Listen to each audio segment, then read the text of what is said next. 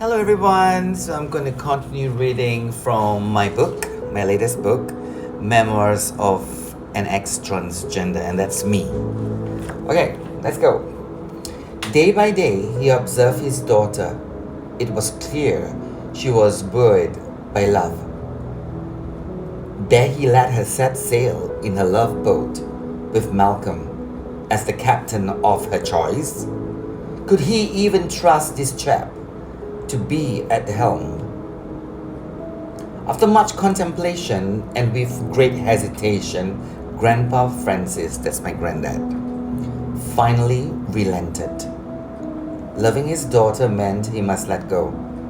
He must let Mary marry Malcolm. Thus explains how Mummy became Mrs. Smith, and thus too explains how I, born a Malaysian, carry within me DNA of a British family from thousands of miles away. While Smith is a common family name in the Western world, in an Asian nation like Malaysia, bearing the last name Smith has often raised curious eyebrows. Tracing back my family history, I could only give thanks to the Almighty Planner for how he brought people together, uniting descendants of different countries and cultures and families. Chapter 4, Broods of Boys. After their ceremonious wedding steeped in Kristang traditions, Mummy and Daddy moved out to start a new life together in a rented home. However, life was rather unsettled for the young couple in the early months of their marriage. Financial constraints forced them to move from one rented house to another. Their nomadic lifestyle caught the attention of Grandpa Francis. Out of compassion, he invited the young couple back to his home. After all, his teenage daughter was by then heavily pregnant with her first child. Not long after moving back to her father's home, Mummy gave birth to her firstborn, Gerard Smith, my eldest brother. Boy, he was the apple of my parents' eyes, the first fruit of their passion for each other. Gerard was doted on and showered with great affection. Mummy and Daddy were struggling financially, but Gerard was their crown prince, their heir apparent. While Gerard was still breastfeeding, Mummy conceived and gave birth to my second brother Donald. Tiny at birth, he was born with very weak lungs. His sickly condition turned Mummy and Daddy into overly concerned parents who fret over his myriads of illnesses day and night. Miraculously, he survived his infancy, but he was asthmatic throughout his childhood.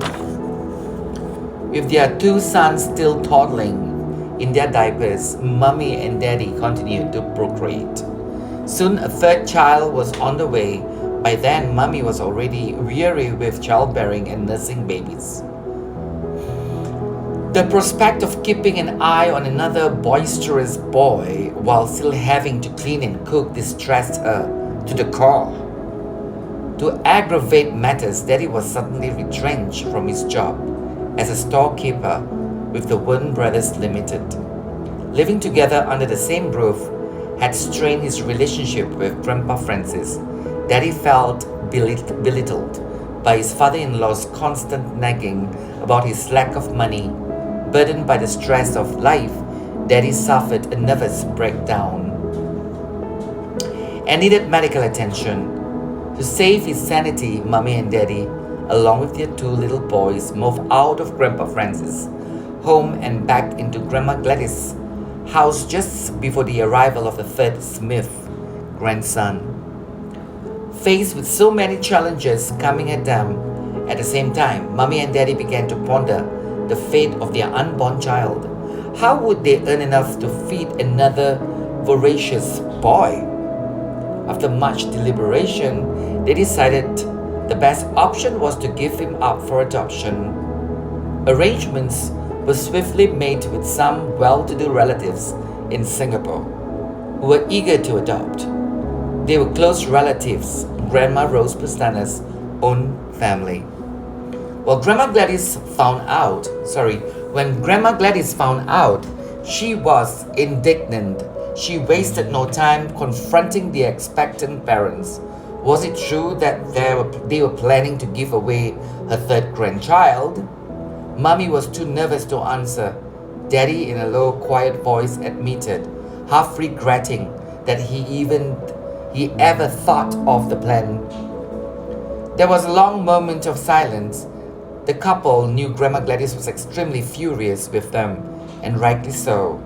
Then, with the noise of an authoritative matriarch, Grandma Gladys pronounced her verdict: no descendants of Smith shall ever be given away. No, she would never ever allow any of her own flesh and blood to be taken away from her. Over her dead body came the ultimatum, her voice resolute and firm. If Mommy, and Daddy were unwilling to care for the child, she would. If Mommy and Daddy were anxious to give up their son for adoption, then let Grandma Gladys be the adopted parent.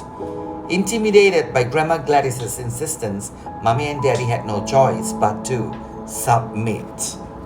Hence, right after Freddie was born, Grandma Gladys brought him to her own living quarters under the same roof.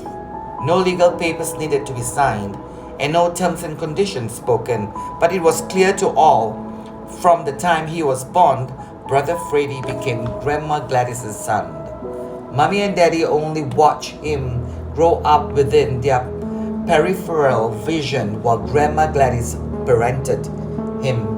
While Brother Freddie's adoption drama resolved, one would think Mommy and Daddy would be more cautious about getting pregnant again.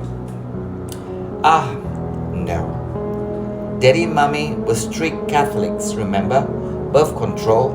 What's that? Instead, when the night fell and the curtains were drawn, passion quashed vigilance.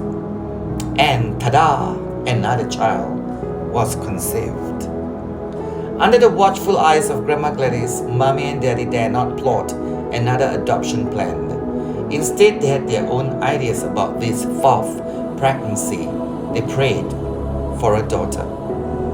They were confident, absolutely confident, they would get the daughter they had been praying for. 3 boys in succession, surely the fourth would be a girl, right? Wasn't that the principle of probability in mathematics? Boys, boys, boys, brood of boys. Mommy and Daddy were worn out by them.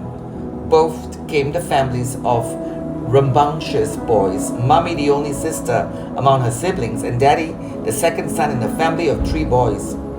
Male genes did run strongly on both sides of the family. The presence of a baby girl was much awaited to bring some sweet cheer to the family. Mommy was so psychologically convinced the fourth child she was expecting would be a girl that day after day. She spoke to the fetus in the womb and addressed it as a darling daughter. Or perhaps she thought she could supernaturally determine the gender of the fetus by sweet talking to it. Unbeknownst to her, I was the fetus she was speaking to. God was carefully knitting me together in her womb. I was fearfully and wonderfully created by God to be a male, with perfect male organs and healthy XY chromosomes. Mommy's words, though sweet and loving, were psychologically having an effect on me as I developed within her. 9 months was definitely a long time to be psychologically brainwashed. 31st of August 1970, Malaysia was celebrating its 13th anniversary as an independent nation. It was a public holiday, but for Mommy, it was work as usual. Despite being heavily pregnant, Mommy continued with her daily house chores. After preparing the family's dinner, Mommy proceeded to clean the floors, as he's doing right now, of the soot and oil produced from all the cooking. It was then that her water broke.